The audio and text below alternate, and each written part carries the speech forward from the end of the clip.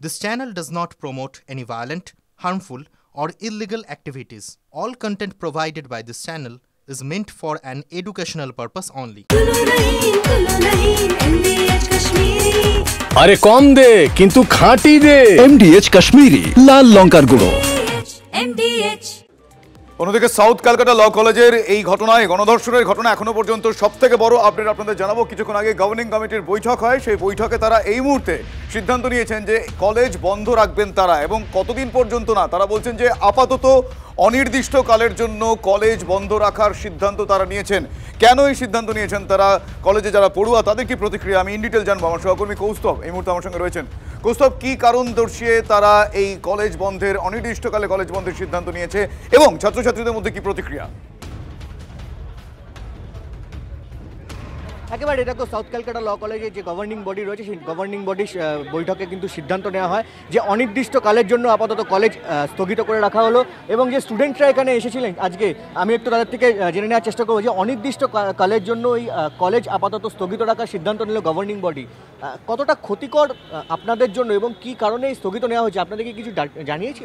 না, আমাদের আজকে সকালেই নোটিশ আসলো, গতকাল এসেছিল যেরকম কলেজ বন্ধ। আর অফকোর্স আমাদের হ্যাম্পার তো হবেই, কারণ আমাদের রেজাল্ট আটকে আছে, ওদের এক্সাম আটকে আছে জুনিয়র্সদের। আর এরকম হওয়ার তো কোনো কথা না। না, একটা অথরিটি যেখানে মানুষ পড়াশোনা করতে আসে, একটা প্রফেশনাল ডিগ্রি নিতে আসে, এখানে এইসব হচ্ছে, স্বাভাবিক সেটাই। একটা তো নিঃসন্দেহে এই আপনারা অভিযোগ তুলছিলেন বারবার করে যে ক্লাস ঠিকঠাক মতো হয় না, তার মধ্যে যদি অনির্দিষ্টকালের জন্য যদি কলেজ বন্ধ হয়ে যায়, আপনাদের কেরিয়ারের জন্য তো বিশাল বড় বিপদের হবেই। কেরিয়ারের তো হবেই, কারণ আমরা কলেজে পরীক্ষা দিতে পারবো না, তো আমরা রেজাল্ট পাবো না, তো সেটাই তো এফেক্টেড হবই আমরা, সেটা তো হবো না। কৌস্তব, এক্ষেত্রে আরো একটা বিষয় আমি জানতে চাইবো। কৌস্তব, এক্ষেত্রে আরো একটা বিষয় তাদেরকেও জিজ্ঞেস করা দরকার যে তাদের কলেজে যে ঘটনা ঘটেছে, নক্কারজনক যে ঘটনা ঘটেছে, সেই ঘটনার এখন তো তদন্ত চলবে, ফুল ফ্লেজেড তদন্ত চলবে। আমরা দেখেছি জাতীয় মহিলা কমিশনের যে দল এসেছিল তাদেরকে কতটা বাধাপ্রাপ্ত হতে হয়েছে, ফ্যাক্ট ফাইন্ডিং কমিটি, তার অনুসন্ধানকারী দল তারা এসেছেন, তাদেরকে সেইখানে যেতে হবে। ফলে কলেজ আজকে তড়িঘড়ি বন্ধ করে দেওয়ার সিদ্ধান্ত, তাহলে অনুসন্ধানের ক্ষেত্রে, তদন্তের ক্ষেত্রে কোনো রকম অন্তরায় হবে না তো? একেবারে দেখো, আমি একটু জেনে নেওয়ার চেষ্টা করবো এখানে যে স্টুডেন্টরা রয়েছে। একটা মিনিট।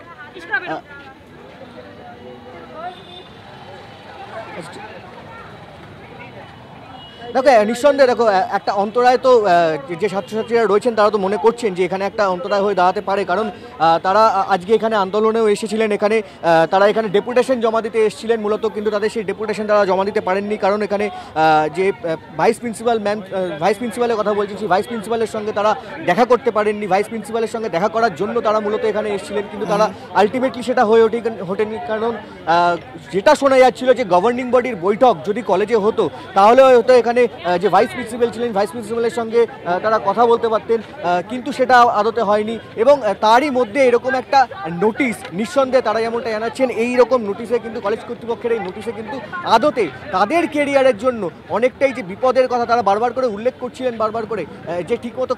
ধন্যবাদ কৌস্তব। একদিকে পঠন পাঠনের কথা তুলছেন তারা, পঠন পাঠনের সমস্যা তাদের হবে নিঃসন্দেহে কলেজ বন্ধ থাকলে, কিন্তু যে নক্কারজনক ঘটনা সাউথ ক্যালকাটা ল কলেজে ঘটেছে তার তদন্তের স্বার্থে এই কলেজ বন্ধে তাতে যাতে কোনো রকম অন্তরায় না হয়, অবশ্যই সেদিকেও নজর থাকবে।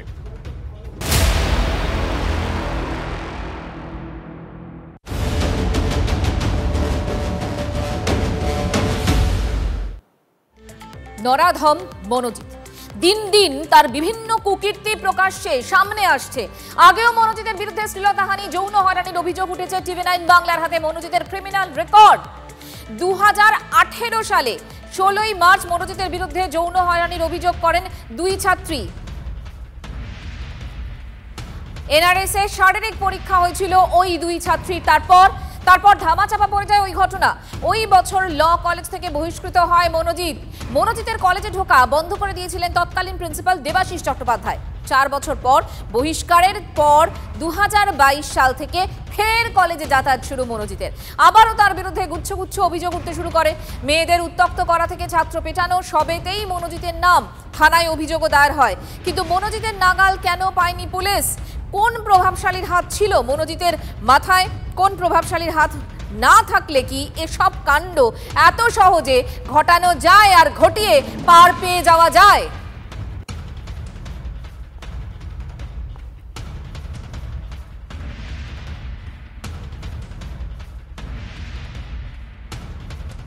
কলেজে ভীষণই নানান রকম ভাবে করতো, প্রবলেম ক্রিয়েট করতো, মানে প্রিন্সিপালকে তো ভীষণ ভাবে মানে হয়রানি করতো মানসিক ভাবে, এভাবে মানে ওর ভীষণ উপদ্রব বরাবরই ছিল। এবং যার জন্য আমার হাজবেন্ড যখন প্রিন্সিপাল ছিলেন ওকে বিভিন্ন সময় ওর অত্যাচারে মানে হয়ে উনি অনেক ব্যবস্থা নিয়েছিলেন, মানে অনেক শৃঙ্খলা ভঙ্গের অভিযোগ ওর বিরুদ্ধে ছিল এবং ওকে কলেজে আসাও বন্ধ করে দিয়েছিলেন।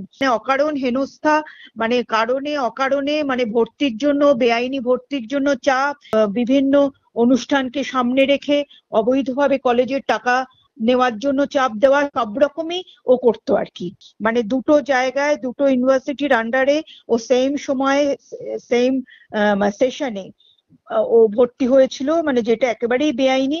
অনেকবারই ওর বিরুদ্ধে থানায় অভিযোগ জমা পড়েছে এবং এইভাবে তখন কিছুদিন ওর আসা কলেজে বন্ধ করা গেছিল। মানে তৎকালীন সময়ে ও ছাত্র ছিল এবং তখনও ওর অ্যাক্টিভিটি গুলো কলেজে ভীষণই মানে ছাত্রসুলভ কোনো কালেই ছিল না এবং সবটাই অসামাজিক কার্যকলাপের সঙ্গে ও যুক্ত ছিল। এই মুহূর্তে আরো একটা ব্রেকিং। ইতিমধ্যে আপনারা যে ছবি দেখছেন, 4 সদস্যের যে ফ্যাক্ট ফাইন্ডিং টিম এসেছে শহরে, সেই ফ্যাক্ট ফাইন্ডিং টিম লালবাজারে তারা ইতিমধ্যে পৌঁছে গিয়েছেন। এই মাত্র তারা সেখানে পৌঁছেছেন। সিপির সঙ্গে তাদের বৈঠক হবে। আজকে যেই ঘটনাকে নিয়ে এই মুহূর্তে রাজ্য কেন গোটা দেশ উত্তাল। আইন কলেজে আইনের ছাত্রীকে যেভাবে গণধর্ষণ করা হয় বলে এখনো পর্যন্ত অভিযোগ, 4 জনকে ইতিমধ্যেই গ্রেফতার করা হয়েছে। এক্ষেত্রে প্রভাবশালী যোগও আছে। সব বিষয়টা তারা খতিয়ে দেখবেন। আমার সহকর্মী সোমা দাস এই মুহূর্তে রয়েছেন সেখানে। সোমা, তারা এই মুহূর্তে এসে পৌঁছেছেন, আর কি খবর রয়েছে?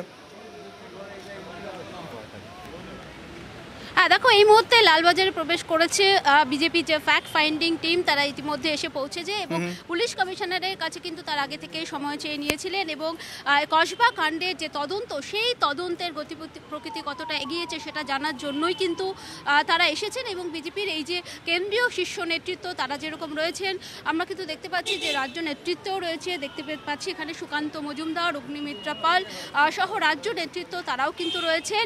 বিজেপির যে ফ্যাক্ট ফাইন্ডিং কমিটি তারা এই মুহূর্তে লালবাজারের ভেতরে রয়েছেন এবং তারা কিন্তু সমগ্র বিষয়টি, অর্থাৎ কসবা যে গণধর্ষণ কাণ্ড, সেই গণধর্ষণ কাণ্ডে এখনো পর্যন্ত তদন্ত কতটা এগিয়েছে, এখনো পর্যন্ত যাদেরকে অ্যারেস্ট করা হয়েছে তাদের থেকে বা কী কী তারা জানতে পেরেছেন এবং এই তদন্ত আরও কতটা এগিয়ে যাবে সেই সমস্ত বিষয়টি এবং সেদিন রাতে কী কী ঘটনা ঘটেছিল সমস্ত বিষয়টি কিন্তু তারা একেবারেই সামনে থেকে জানতে চাইছেন এবং পুলিশ কমিশনারের কাছ থেকে কিন্তু এই ঘটনা তারা জানতে চাইছেন। আজকে যদিও আমরা দেখেছি যে কলকাতা পুলিশের তরফ থেকেও কিন্তু তারা কিন্তু বিবৃতি দিয়েছিল, সেখানে কিন্তু তারা জানিয়েছিল যে এফআইআর এ যাদের নাম রয়েছে, যে 17 জনের লিস্ট লেটেস্ট দেওয়া হয়েছে, সেই যাবতীয় বিষয়ে, সেই যাবতীয় ফ্যাক্ট তারা ফাইন্ড করবেন। যে কারণে ফ্যাক্ট ফাইন্ডিং টিম ইতিমধ্যেই তারা লালবাজারে পৌঁছে গিয়েছেন। পুলিশ কমিশনারের সঙ্গে তাদের বৈঠক, তারা বেশ কিছু প্রশ্নের উত্তর খোঁজার চেষ্টা করবে এবং তারপর তারা প্লেস অফ অকারেন্স, মানে সেই কলেজকে আজকে প্লেস অফ অকারেন্স বলে ডাকতে হচ্ছে, সাউথ ক্যালকাটা ল কলেজ, সেখানেও হয়তো তারা যাবেন। কিন্তু প্রসঙ্গত আপনাদের আরও একবার জানাই যে সেই কলেজ বন্ধের সিদ্ধান্ত ইতিমধ্যেই আজ কিছুক্ষণ আগেই কলেজ কর্তৃপক্ষের বৈঠকে গৃহীত হয়েছে। ফলে ফ্যাক্ট ফাইন্ডিং টিম সেই কলেজের পরবর্তীকালে গেলে সেখান থেকে কিভাবে ফ্যাকচুয়াল ডিটেল তারা বার করবেন সেটাও সময়ের অপেক্ষা। একটু আগে বলছিলেন না যে এফআইআর এর কথা, সেই এফআইআর এ মনোজিৎ মানে ওই দাদার যারা 2 সাগরেদ, সেই সাগরেদকে জেরায় কিন্তু চাঞ্চল্যকর তথ্য পাওয়া গেছে। যা করেছি দাদার নির্দেশেই করেছি, জেরায় দাবি করেছে প্রমিত আর জাইব। মনোজিতের কথাতেই করা হয়েছিল ধর্ষণের ভিডিও, ব্ল্যাকমেল করার পরিকল্পনা ছিল মনোজিতের, ফুটেজ দেখিয়ে ফের ঘনিষ্ঠ হতে চেয়েছিল মনোজিৎ। পুলিশের জেরায় দাবি প্রমিত ও জাইবের। সুপ্রিয় এই মুহূর্তে আমাদের সঙ্গে রয়েছেন, কথা বলবো তার সঙ্গে। সুপ্রিয়, এই প্রমিত জাইব কিভাবে এই গোটা ঘটনায় জড়িত ছিল, তারা কি কি বলেছে এখনো পর্যন্ত জেরায়?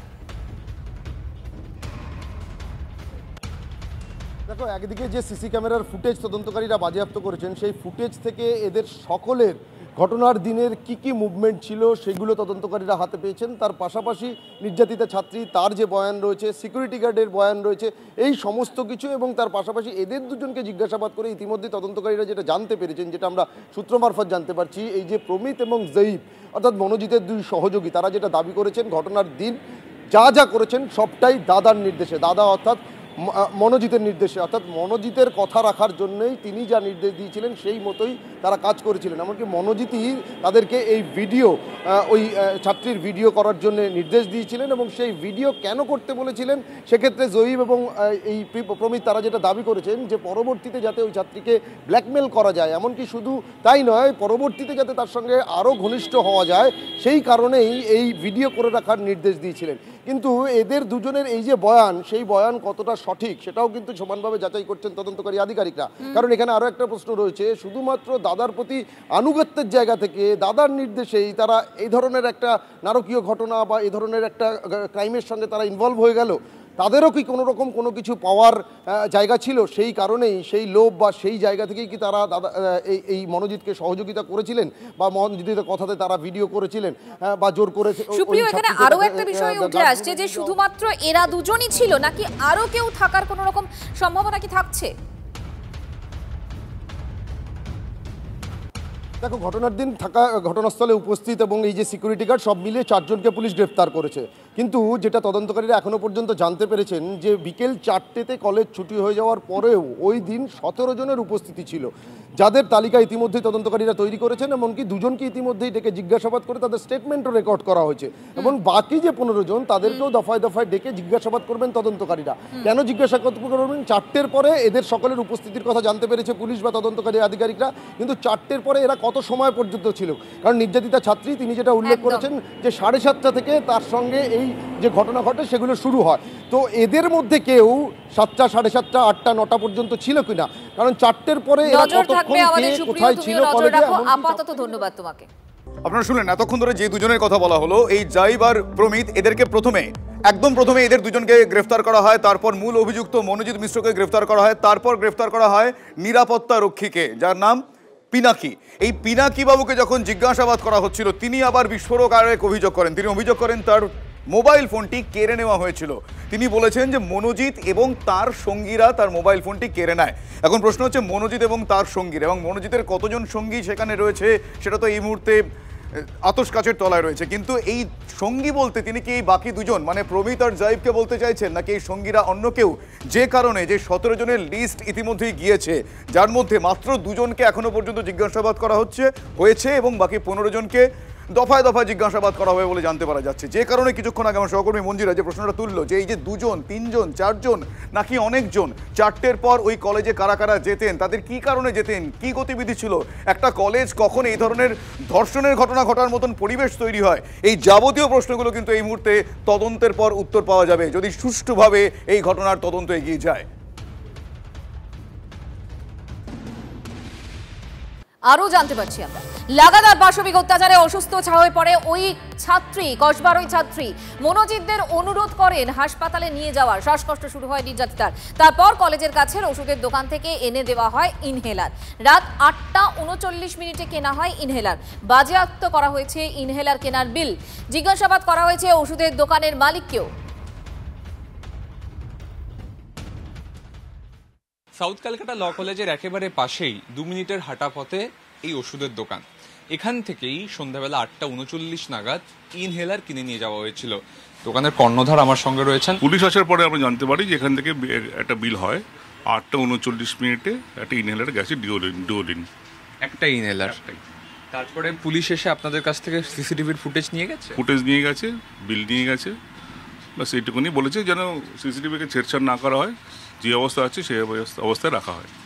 অর্থাৎ পুলিশ এসে কিন্তু এই দোকান থেকে সম্পূর্ণ সহযোগিতা পেয়েছে এবং 8:39 নাগাদ এই যে সিসিটিভি ফুটেজ এখানে দেখা যাচ্ছে, এখানে কিন্তু বেশ কয়েকটা সিসিটিভি ফুটেজ রয়েছে এবং সেই ফুটেজগুলোতে পরিষ্কার কিন্তু জানা যাচ্ছে যে একজন এসে 8:39 নাগাদ একটি ইনহেলার কিনে নিয়ে যায় এবং পুলিশ ইতিমধ্যেই এই ওষুধের দোকান থেকে সেই সিসিটিভি ফুটেজ এবং বিল সংগ্রহ করে নিয়ে গেছে এবং এই ওষুধের দোকানের যে কর্তৃপক্ষ রয়েছেন তারা কিন্তু পুলিশকে সম্পূর্ণ সহযোগিতা করছেন। ক্যামেরা দীপঙ্করের সঙ্গে সুমন, TV9 বাংলা, কলকাতা। আপনারা দেখছেন একটার পর এক আপডেট আমাদের সামনে আসছে এবং এই ঘটনার আমি কিছুক্ষণ আগেই বলছিলাম আপনাদের যে তদন্ত যাতে সুষ্ঠুভাবে হয় সেদিকে অবশ্যই নজর প্রত্যেকের রয়েছে। এবার এই গোটা বিষয়টা সুপ্রিম কোর্টে নিয়ে যাওয়ারও একটা সুপারিশ কিন্তু ইতিমধ্যেই সেখানে চলে এসেছে। কলেজেই আইনের ছাত্রীকে এই যে গণধর্ষণের ঘটনার অভিযোগ, সিবিআই তদন্ত চেয়ে সুপ্রিম কোর্টে আর্জি জানানো হয়েছে। আদালতের নজরদারিতে সিবিআই তদন্তের দাবিতে মামলা দায়ের হয়ে গিয়েছে ইতিমধ্যেই। নির্যাতিতা নিরাপত্তা এবং ক্ষতিপূরণের নির্দেশ দিতে আর্জি।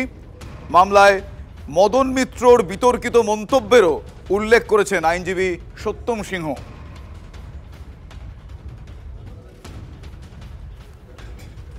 শুধুমাত্র সুপ্রিম কোর্টে না, হাইকোর্টেও এই গণধর্ষণ কাণ্ডে 3টি জনস্বার্থ মামলা হয়েছে। বিচারপতি সৌমেন সেনের দৃষ্টি আকর্ষণ, আইনজীবীদের 3টি জনস্বার্থ মামলা দায়েরের অনুমতি আদালতের। আগামী বৃহস্পতিবার শুনানির সম্ভাবনা। মামলা দায়েরের অনুমতি চান আইনজীবী সৌম্য শুভ্র রায়, আইনজীবী সায়ন দে ও বিজয় কুমার সিংহল। আদালত অবসরপ্রাপ্ত বিচারপতির নজরদারিতে তদন্ত, কলেজের নিরাপত্তা সুনিশ্চিত করা সহ একাধিক দাবিতে এই মামলা। মূল আবেদন যেটা আছে সেটা হচ্ছে গিয়ে এন্টায়ার যে ইনসিডেন্টটা হয়েছে সেটার একটা প্রপার ওয়েতে ইনভেস্টিগেশন করা, সিবিআই বা অন্য কোনো স্বাধীন সংস্থাকে দিয়ে একজন রিটায়ার্ড অনারেবল ক্যালকাটা হাইকোর্টের জাজের তত্ত্বাবধানে এই ইনভেস্টিগেশনটা যেন করা হয় এবং রাজ্যের সমস্ত যত কলেজ আছে, যত ইউনিভার্সিটি আছে, সেখানেতে মহিলাদের সুরক্ষাটা যেন আরও ভালোভাবে সুনিশ্চিত করা হয় এবং প্রত্যেকটা ইউনিভার্সিটি এবং কলেজেতে সিসিটিভি ক্যামেরা ইনস্টল করা হয়। এই মূলত হচ্ছে গিয়ে আমার আবেদন। আইনের কলেজে এই নক্কারজনক ঘটনার একদিকে যেরকম তদন্ত চলছে, অন্যদিকে কিন্তু প্রতিবাদ কর্মসূচিও চলছে। ইতিমধ্যেই আগামী 2রা জুলাই মানে পরশুদিন বিজেপি যুব মোর্চার তরফ থেকে তারা কসবা অভিযানের ডাক দিয়েছেন, কিন্তু এর জন্য যে আইনি ব্যবস্থা রয়েছে যে কারণে তারা হাইকোর্টের দ্বারস্থ হন। বিচারপতি তীর্থঙ্কর ঘোষ তিনি মামলা দায়েরের অনুমতি দিয়েছেন। আগামীকাল শুনানি রয়েছে। কসবায় ল কলেজে এই গণধর্ষণের ঘটনার প্রতিবাদে তারা ওই এলাকায় মানে কসবা চত্বরে মিছিল করে প্রতিবাদ জানাবেন এবং এই মিছিলে শুভেন্দু অধিকারী উপস্থিত থাকতে পারেন বলে জানা যাচ্ছে।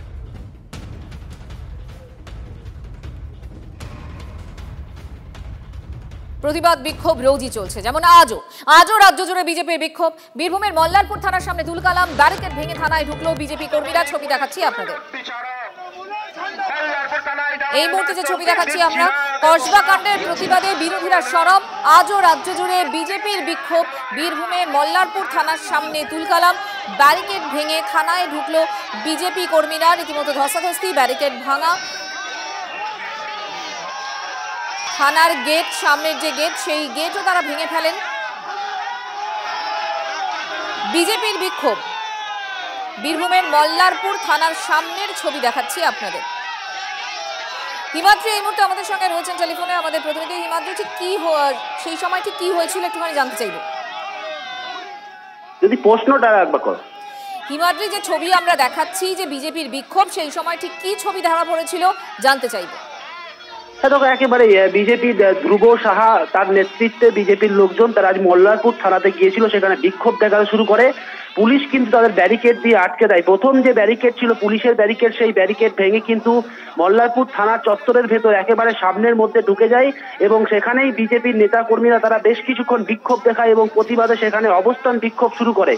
বেশ কিছুক্ষণ সেখানে অবস্থান বিক্ষোভ হয়। বিজেপির পক্ষ থেকে দাবি করা হয় যেভাবে কসবায় যে কাণ্ড ঘটেছে, এছাড়াও রাজ্যের একাধিক জায়গায় এবং সিউড়িতেও যে কাণ্ড ঘটেছে, এই সমস্ত বিষয়ের তৃণমূলের যোগ রয়েছে এবং তাদেরকে অবিলম্বে গ্রেপ্তার করতে হবে। মূলত এই দাবিতেই কিন্তু আজ বিক্ষোভ প্রদর্শন করা হয়। ধন্যবাদ তোমাকে।